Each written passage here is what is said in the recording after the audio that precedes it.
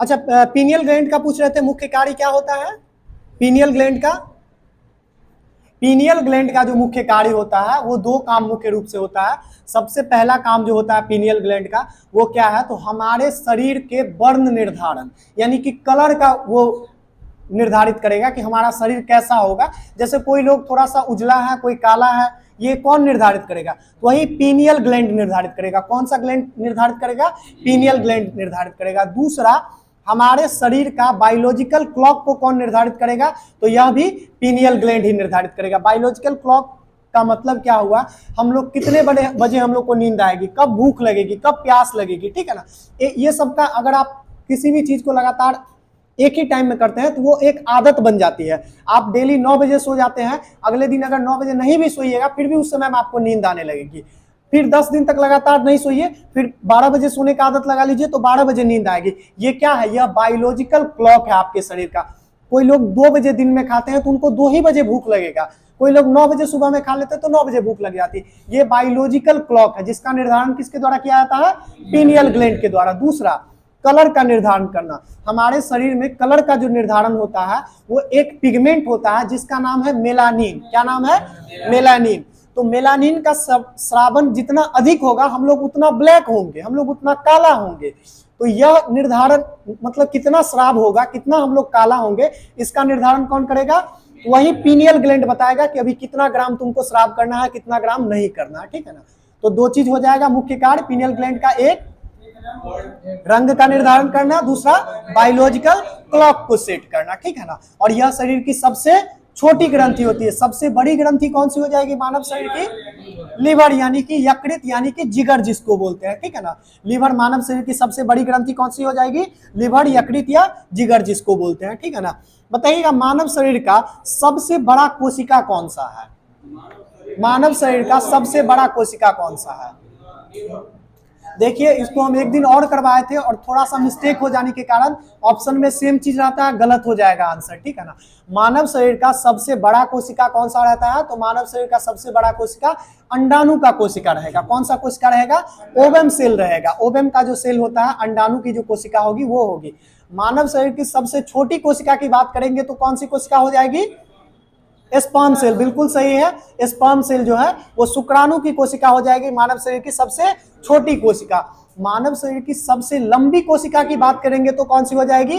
तो न्यूरॉन हो जाएगी, ठीक है ना, जिसको तंत्रिका का कोशिका कहते हैं, तंत्रिका कहते हैं, ठीक है ना। तंत्रिका की कोशिका के बारे में एक विशेष चीज और जान लीजिए। तंत्रिका की कोशिका की लंबाई कहां तक हो सकती है, कितनी लंबी हो सकती है?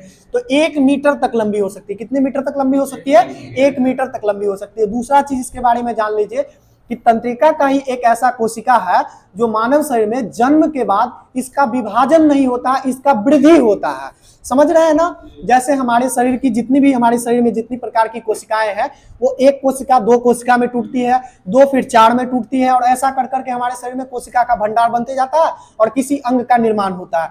लेकिन तंत्रिका कोशिका ही एक ऐसी कोशिका है जो कि एक बार सिर्फ उसका निर्माण होता है, जैसे जैसे हम लोग का एज बढ़ेगा उसका वृद्धि होगा, यानी उसकी लंबाई में ग्रोथ होगी, ना कि उसका विभाजन होगा। उसका विभाजन नहीं होता है, ठीक है ना।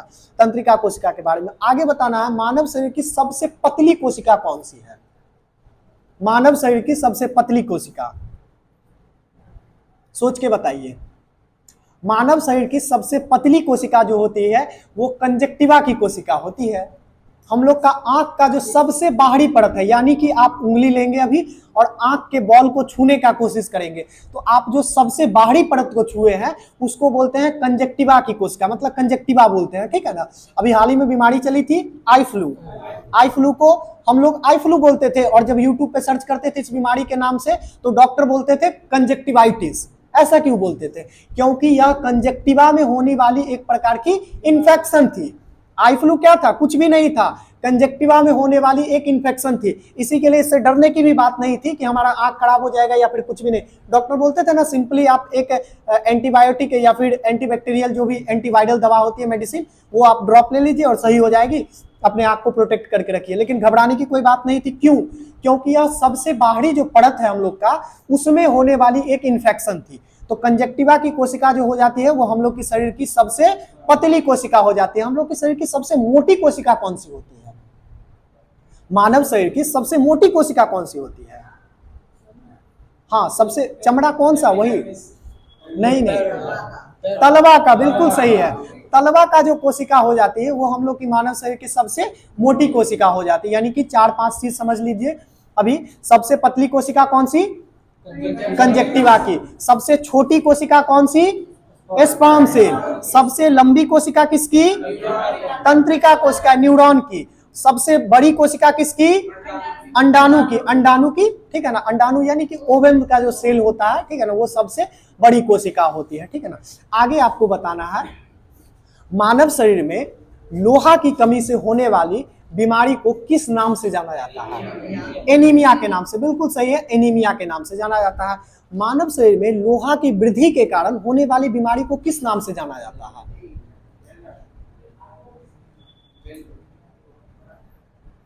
गलत बोल रहे हैं रविरंजन जी, सोच के बताइए। हम एक दिन बताए हुए हैं, मानव शरीर में अगर लोहा की मात्रा बढ़ जाती है, इसके कारण एक बीमारी होती है, और इसमें क्या होता है कि हीमोग्लोबिन की मात्रा बढ़ जाती है। जो सामान्य मात्रा है वो क्या है? तो लगभग 10 से 11 ग्राम जो है सो वो महिलाओं में पाई जाए तो वो बिल्कुल स्वस्थ है, वो बिल्कुल हेल्दी माना जाएगा। और 11 से 14 ग्राम तक पुरुषों में पाया जाएगा तो वो बिल्कुल स्वस्थ माना जाएगा। लेकिन कभी कभी ऐसा भी कंडीशन होता है कि वो बढ़ करके 20 ग्राम, 25 ग्राम, 22 ग्राम तक पहुंच जाते हैं। इस बीमारी को किस नाम से जाना जाता है? इस बीमारी को कहते हैं पॉलीसाइथेमिया। क्या बोलते हैं? पॉलीसाइथेमिया। जैसे एनीमिया, रक्त में लोहा की मात्रा, हीमोग्लोबिन की मात्रा कम गई, रक्त में लोहा की मात्रा बढ़ गई, हीमोग्लोबिन की मात्रा बढ़ गई, तो पॉलीसाइथेमिया। सेम इसके साथ साथ एक और बीमारी होती है। इसमें क्या होता है कि रक्त में WBC की मात्रा बढ़ जाती है। इसको क्या बोलते हैं? इसको साधारण ब्लड कैंसर के रूप में भी जाना जाता है। आप बताइए इसको क्या कहते हैं? साधारण ब्लड, बिल्कुल सही है, ल्यूकेमिया। ल्यूकेमिया के रूप में जाना जाता है। अगर आपके रक्त में WBC की मात्रा यानी कि व्हाइट ब्लड कार्पोसेल्स की मात्रा अगर बढ़ गई है तो इसको क्या बोलेंगे? ल्यूकेमिया बोलेंगे। दूसरी कंडीशन साथ साथ आती है कि WBC की मात्रा घट गई है, अब इसको किस नाम से जानेंगे? प्लेटलेट्स डाउन नहीं, platelets is another thing. Platelets तो अलग है वो। जैसे देखिए, रक्त का 3 संघटक मुख्य रूप से, वैसे तो बहुत सारी चीज से मिलकर बना हुआ है। अभी तक शोध चल ही रहा है कि आखिर रक्त कितनी कितनी चीजों से मिलकर बना है। रक्त मेनली 3 चीजों से बना है। एक पहला RBC, रेड ब्लड कार्पोसेल्स, दूसरा WBC, व्हाइट ब्लड कार्पोसेल्स, तीसरा प्लेटलेट्स। ये 3 ही कंपोनेंट से तो मुख्य रूप से बना हुआ है। तो इसमें अभी हम पूछ रहे हैं कि अगर WBC की मात्रा घट जाएगी तो इसको किस नाम से जानेंगे? इसको जानेंगे ल्यूकोपेनिया बोलेंगे। क्या बोलेंगे?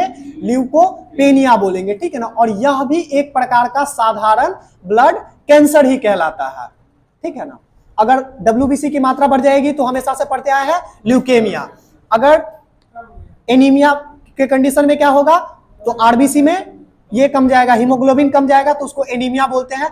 और RBC में हीमोग्लोबिन की मात्रा अगर बढ़ गई तो क्या बोलेंगे? पॉलीसाइथेमिया, ठीक है ना, पॉलीसाइथेमिया। हाँ, पॉलीसाइथेमिया।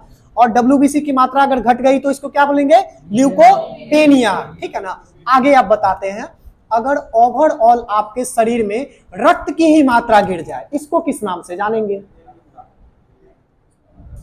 अगर जैसे मानव शरीर में, स्वस्थ मानव शरीर में 5 से 6 लीटर पढ़ते हैं कि रक्त की मात्रा पाई जाती है। किसी मानव के शरीर में ऐसा हो, कोई कंडीशन ऐसा हो, कोई डिजीज ऐसा हो जिसमें उसके मानव के शरीर में 3 ही लीटर खून बने, 2 ही लीटर खून बचे, इसको किस नाम से जानेंगे?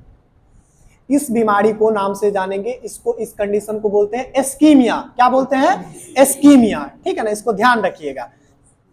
यानी रक्त के बारे में 5 चीज है, ये 5 चीज को बिल्कुल ध्यान रखिएगा, बहुत जरूरी चीज है, ठीक है ना। आगे आपको बताइएगा तो मानव शरीर की सबसे बड़ी ग्रंथि जो होती है वो यकृत होती है।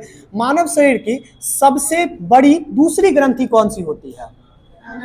अग्न्याशय, बिल्कुल सही है, अग्न्याशय, जिसको पेनक्रियाज बोलते हैं, ठीक है ना। इंग्लिश में पेनक्रियाज, वही हिंदी में अग्न्याशय कहलाती है, ठीक है ना। आगे आपको बताना है, मानव शरीर रक्त में यदि ग्लूकोज की मात्रा यानी कि चीनी की मात्रा अगर बढ़ जाती है, इसको किस नाम से जानते हैं? मानव शरीर के रक्त की बात हो रही है। रक्त में यदि बढ़ जाए तो सब लोग जानते हैं इसको, क्या चीज? शुगर वही डायबिटीज बोलते हैं, ठीक है ना, डायबिटीज बोलते हैं, ठीक है ना। इसको डायबिटीज जैसे बोल देते हैं ना, तो इसको बायोलॉजिकल फॉर्म में नाम दिया जाता है क्या चीज, तो हाइपरग्लाइसेमिया। क्या नाम दिया जाता है, हाइपरग्लाइसेमिया। और हाइपरग्लाइसेमिया का ही कंडीशन का नाम क्या है, डायबिटीज है, और दूसरा वो कुछ नहीं होता। यदि ब्लड में शुगर की मात्रा, ग्लूकोज की मात्रा घट जाए, इसको किस नाम से जानते हैं? देखिए बायोलॉजी में दो कंडीशन चलती है, चीजों को ज्यादा और कम के लिए दो कंडीशन चलती है। ज्यादा के लिए हाइपर चलती है, कम के लिए हाइपो चलती है। तो ज्यादा अगर हो जाएगा तो हाइपोग्लाइसेमिया, यानी कि ग्लूकोज की मात्रा बढ़ी तो हाइपरग्लाइसेमिया, हाइपरग्लाइसेमिया। और अगर कम हो जाएगी तो कुछ नहीं, हाइपोग्लाइसेमिया, ठीक है ना, बिल्कुल साधारण है। बोलते हैं ना, किसी को गुस्सा देखते हैं तो हम लोग बोलते हैं शांत हो जाओ, तुम हाइपर क्यों हो रहा है, बोलते हैं ना ऐसा। तो क्यों, क्योंकि ये बायोलॉजी में टर्म चलता है, हाइपर मतलब ज्यादा और हाइपो मतलब कम। थोड़ा सा ध्यान से सुनिएगा इस शब्द को, बार बार जैसे ऑप्शन में दिखेगा हाइपो और हाइपर दोनों, लगेगा कि इसका मतलब ये होता है, इसका मतलब ये होता है, लेकिन थोड़ा सा अगर ठहर के सोचिएगा तुरंत आप टिक करके आगे बढ़ जाएगा। आगे आपको बताना, अभी पेनक्रियाज की चर्चा जैसे हो रही थी अग्न्याशय की, अग्न्याशय में से 3 प्रकार का मेनली हार्मोन निकलता है। कितना प्रकार का हार्मोन निकलता है, मेनली 3 प्रकार का हार्मोन निकलता है। पहला हार्मोन कौन सा है, जिसको आप लोग बहुत अच्छे से जानते हैं। इसमें देखिए 3 डक्ट होती है, अल्फा बीटा और गामा, अल्फा बीटा और गामा 3 तरह का डक्ट होता है, ठीक है ना। हालांकि हार्मोन का और एंजाइम का जो आप दोनों में अंतर कर पाएंगे, वो इसका मूल जो बेसिक कंसेप्ट है वो यही है कि जो डक्ट के द्वारा निकलती है, डक्ट मतलब नली, ठीक है ना, डक्ट मतलब नली होती है, जो किसी ग्रंथि से नली के द्वारा निकलती है उसको क्या बोलते हैं हम लोग, एंजाइम बोलते हैं, ठीक है ना।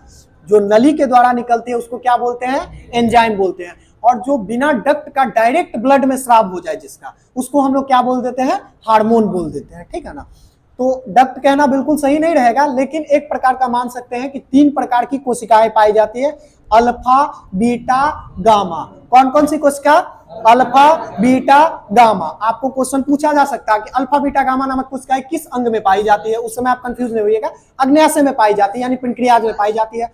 और तीनों से 3 प्रकार का एंजाइम निकलता है, तीनों से 3 प्रकार का एंजाइम निकलता है। सबसे पहले की बात करते हैं जो बहुत चर्चित है, उसको बोलते हैं इंसुलिन। क्या बोलते हैं, इंसुलिन, जो डायबिटीज को कम करने का कार्य करती है। यानी कि जब हाइपर हो जाता है ग्लूकोज की मात्रा कहां पे, ब्लड में, वैसे हम लोग चीनी जैसे इतना चीनी खा लेंगे ना अभी, तो हम लोग को कुछ कोई प्रभाव नहीं पड़ेगा। 1 किलो भी चीनी आप खा लीजिएगा, आपको कोई दिक्कत नहीं होगी अभी, ठीक है ना। ऐसा नहीं है कि शुगर का बीमारी हो जाएगा, कुछ नहीं होगा। वही 1 लीटर अगर ग्लूकोज अगर आपके ब्लड में चढ़ा दे, दिक्कत तब हो जाएगी। जैसे देखते हैं लोग दही खाते हैं, भोज वगैरह में दही खाते हैं, भरपूर चीनी डाल के खाते हैं, कुछ होता है, कुछ नहीं होता।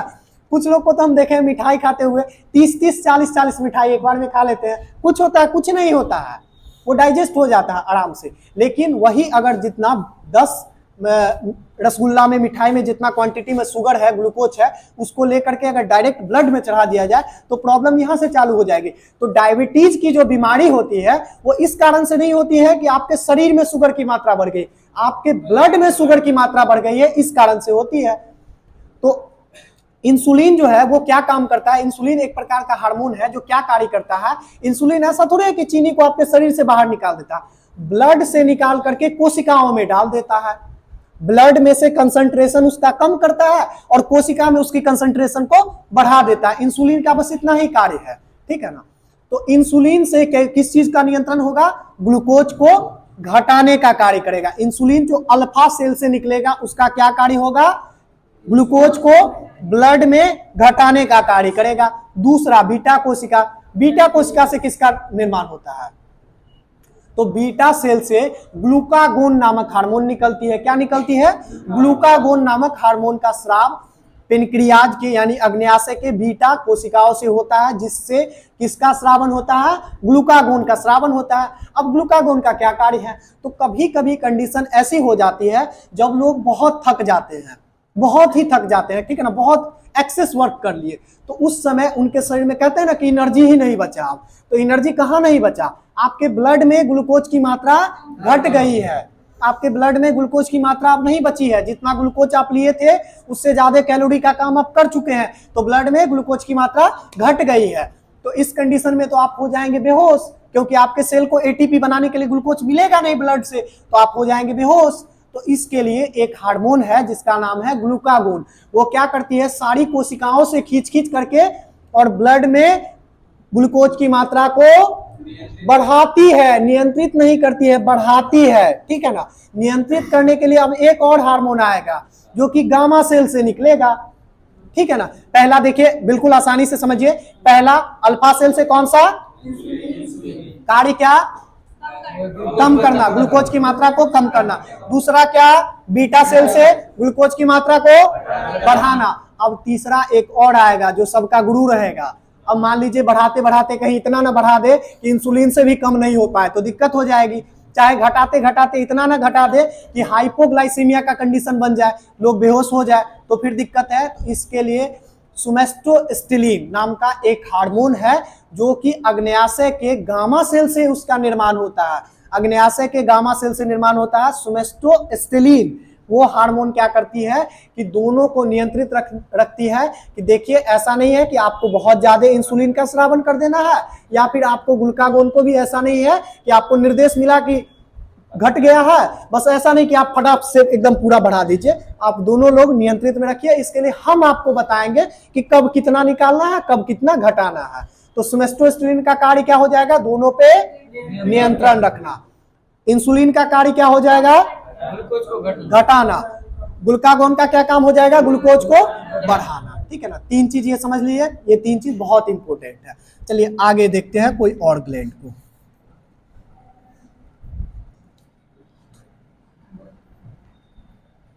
आगे आपको बताना है मानव शरीर में रक्तचाप को नियंत्रित किस ग्रंथि के द्वारा किया जाता है। ब्लड प्रेशर को रक्तचाप, बिल्कुल सही है, एड्रीनल ग्लैंड के द्वारा। मानव शरीर में जो रक्तचाप का नियंत्रण करता है वो कौन करता है, एड्रेनल ग्रंथि करती है, जिसका हिंदी में क्या होता है, अधिवृक्क ग्रंथि कहते हैं। और यही एक ग्रंथि है जो दो ठो पाई जाती है, दोनों किडनी के ऊपर छोटा सा इतना इतना बड़ा बड़ा ग्रंथि पाया जाता है, ठीक है ना। और इससे जो हार्मोन निकलती है, इसी हार्मोन का काम फ्लाइट, फियर और फाइट, ये तीन तरह की जो लड़ो उड़ो हार्मोन जो कहते हैं, फ्लाइट, फियर और फाइट हार्मोन भी इसी से निकलती है। अचानक यहाँ पे क्या हो जाए कि जैसे बिजली बहुत जोर से कड़क जाए, ठीक है ना, तो सब लोग को डर लगेगा कि अभी तो धूप उगा हुआ था, ये क्या हो गया, कहीं बादल वगैरह तो नहीं फटने वाला है। तो मानव शरीर में बेचैनी होगी, उसको शांत करने के लिए एक हार्मोन का रिलीज करेगा, वो कौन करेगा, अधिवृक्क ग्रंथि करेगा, ठीक है ना। आपको किसी से झगड़ा हो गया, उस समय आपको ज्यादा एनर्जी की जरूरत है, तब तो आप उससे लड़ पाइएगा। अगर वो आपको मारने लगे और आपके पास एनर्जी ही नहीं रहे तो फिर तो दिक्कत हो जाएगी। तो उस समय आपको ज्यादा एनर्जी की जरूरत है, तो वो फाइट हार्मोन भी कौन करेगा, वही करेगा। एक होता है फ्लाइट, ऊंचाई से डर लगना। क्या होता है, ऊंचाई से डर लगना। बहुत आदमी ऐसे हैं जो अभी जो सेलफोन का टावर लगा हुआ है उस पर चढ़ के बहुत आसानी से काम करते हैं। बहुत इंसान ऐसे होते हैं कि 3 मंजिल के छत पर उनको चढ़ा दीजिए, अब बोलिए नीचे झांकने के लिए, उनका पूरा शरीर पसीना से भीग जाएगा। मतलब 3 मंजिल के छत से ही देखने में उनको डर लगता है। तो इस तरह का जो एक हार्मोन होता है वो जो निकालेगा कि आपको डरने की आवश्यकता नहीं है, जैसे आप एरोप्लेन में ही उड़ रहे हैं तो आपको डरने की आवश्यकता नहीं है, ये कौन निकालेगा, वही अधिवृक्क ग्रंथि करती है। आगे चलिए आपको हम बताते हैं बीपीएससी किस तरह से क्वेश्चन पूछ रहा है, उसका थोड़ा सा अंतर समझिए, थोड़ा सा उसको डीप में समझिए। जैसे अधिवृक्क ग्रंथि है, ठीक है ना, अधिवृक्क ग्रंथि वो कार्य करती है ब्लड प्रेशर को घटाने बढ़ाने का, यानी कि उसके नियंत्रित करने का। आखिर वो कार्य कैसे करते हैं, किस तरह से कार्य करती है, अधिवृक्क ग्रंथि कैसे कार्य करेगी। जैसे हृदय की धड़कन अगर बहुत तेज तेज धड़क रही है तो हम लोग का ब्लड का प्रेशर बढ़ जाएगा, उसको वो कैसे नियंत्रित करेगा, क्या हृदय की धड़कन को कम करके या फिर कोई दूसरा कार्य करेगा।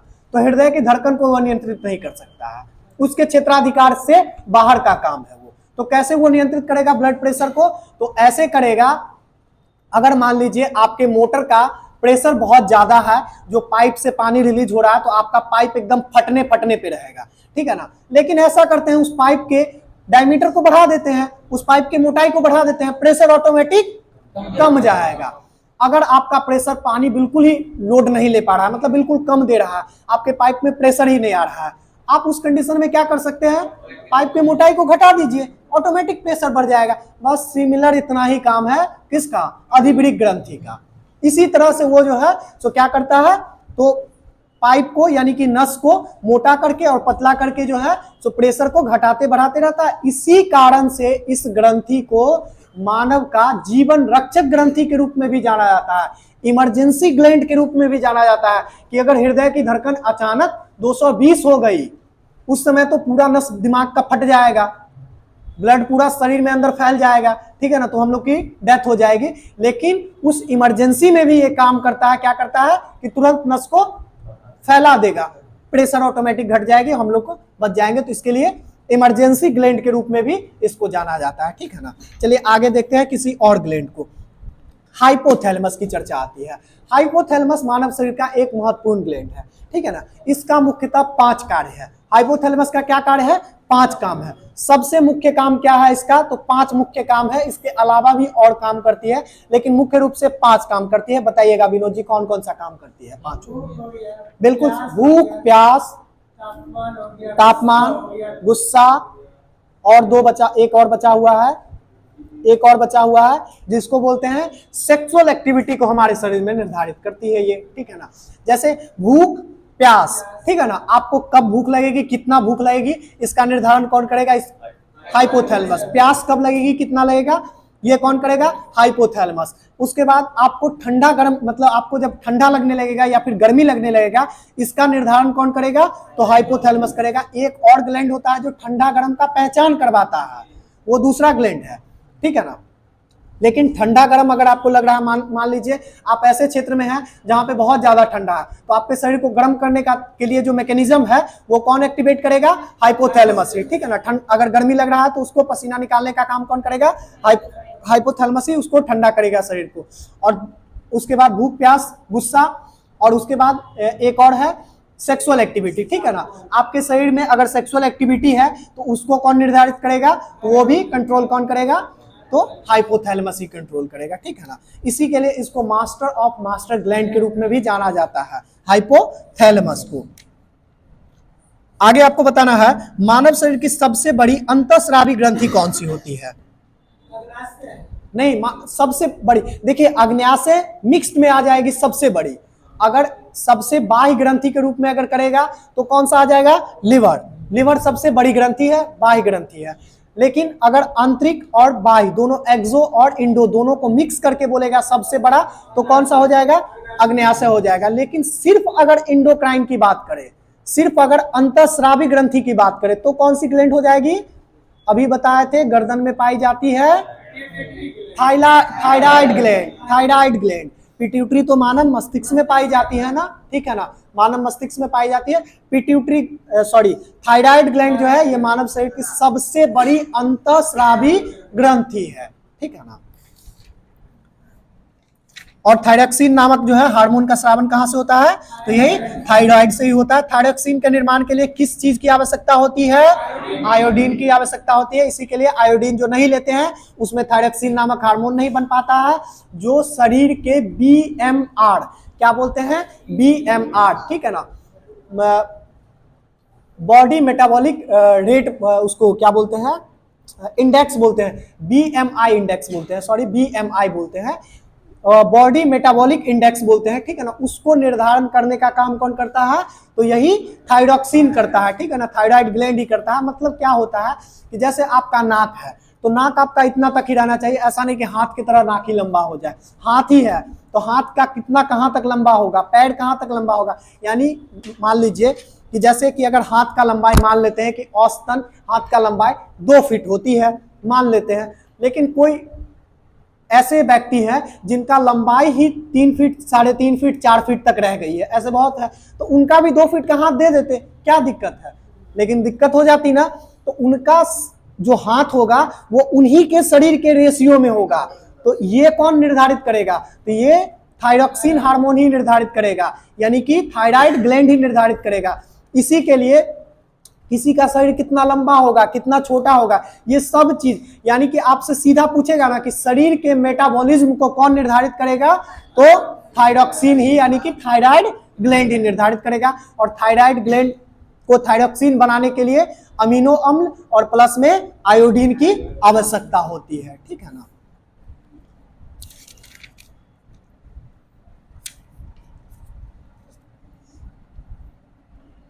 आगे आपको बताना है मानव शरीर में जो प्राथमिक जनन तंत्र है वो कौन सी ग्रंथि है, मतलब कौन सा अंग है मानव शरीर में। पुरुषों में जो मुख्य रूप से जो जनन की ग्रंथि है वो कौन सी है, प्राथमिक ग्रंथि कौन सी है?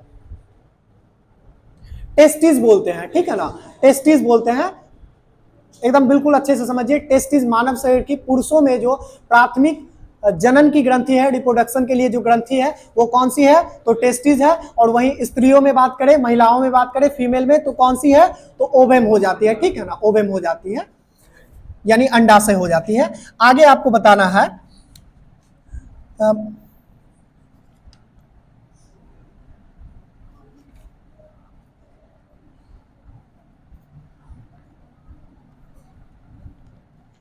बताइएगा तो एंड्रोजन जो है ये कैसी हार्मोन है?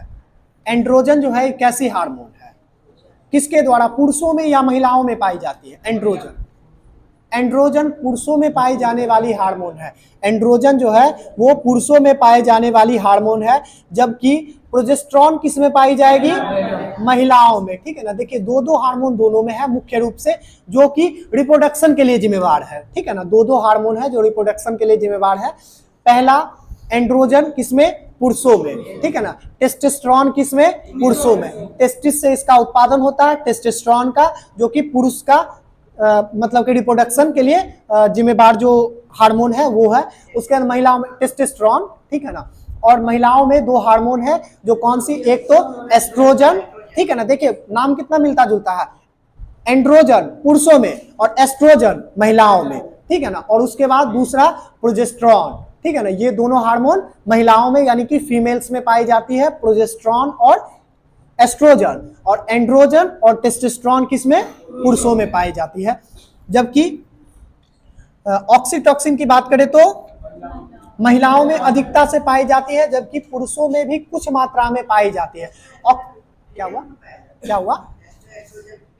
हाँ तो महिलाएं तो बोल रहे हैं, ठीक है ना। आगे आपको बताइएगा तो ऑक्सीटॉक्सिन का मुख्य कार्य क्या है?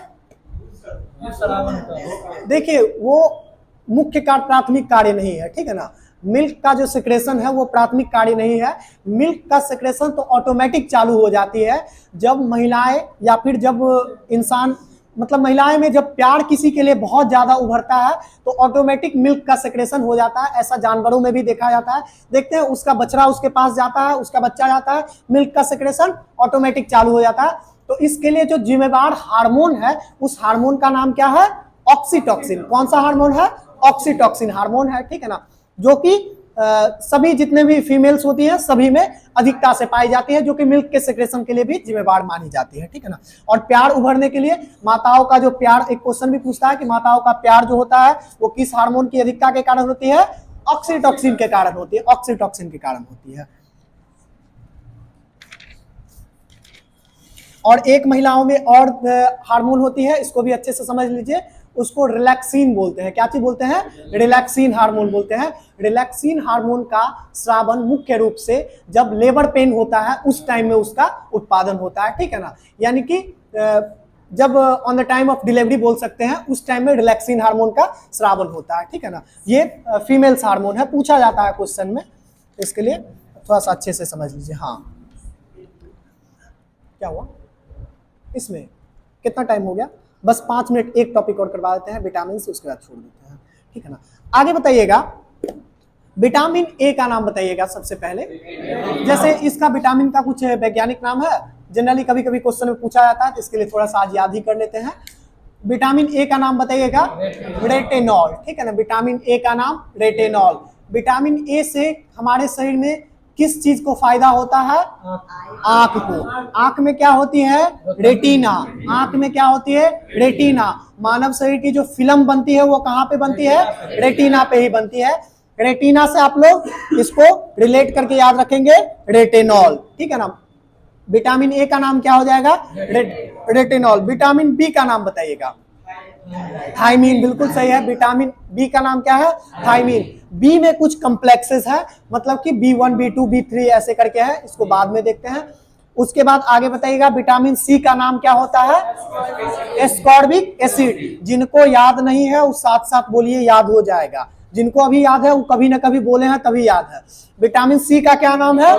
Ascorbic acid. विटामिन डी का क्या नाम है? विटामिन डी में भी दो चीज पाई जाती है, विटामिन डी में भी दो पाई जाती है, एक तो D2 और एक D3। D2 जो है वो पेड़ पौधे यानी कि प्लांट्स में पाई जाती है, D2 जो है वो पेड़ पौधे प्लांट्स में पाई जाती है, और D3 एनिमल्स में पाई जाती है, यानी हम सभी जानवरों में पाई जाती है।